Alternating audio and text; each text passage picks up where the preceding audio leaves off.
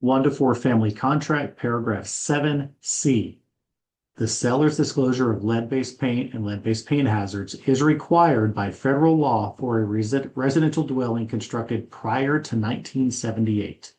So what does that mean? If the property was built before 1978, means 1977 and before, then the seller has to give a lead-based paint disclosure.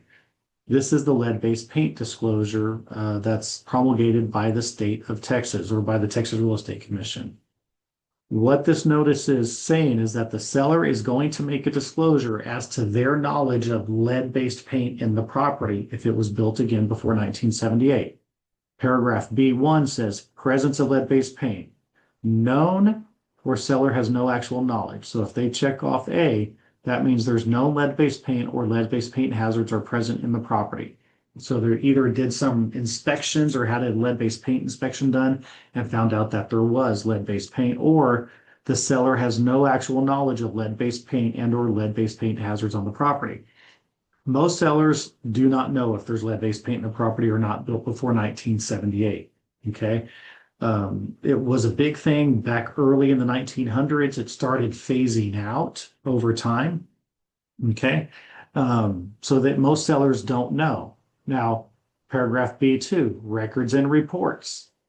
Right, seller has provided purchaser with all available records and reports pertaining to the lead-based paint and or lead-based paint hazards, or seller has no report. So if the seller doesn't have anything, we mark B.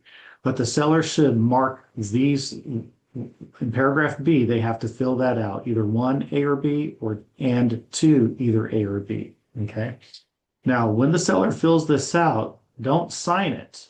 Okay, until the buyer fills out their part, because we're going to fill out what we know. The seller's going to fill out what they know. The buyer's going to have this addendum, then the buyer is going to fill it out. And the buyer has a right to either do a lead-based paint inspection or to waive the right to do a lead-based paint inspection. Okay, if they choose 1, they're not going to do a lead-based paint inspection. If they do 2, they have 10 days to get a lead-based paint inspection done. Okay.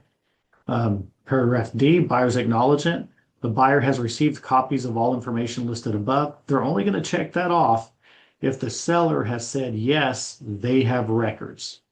If the seller has marked 2B, then the buyer is not going to check that off because there's no records to receive. Okay.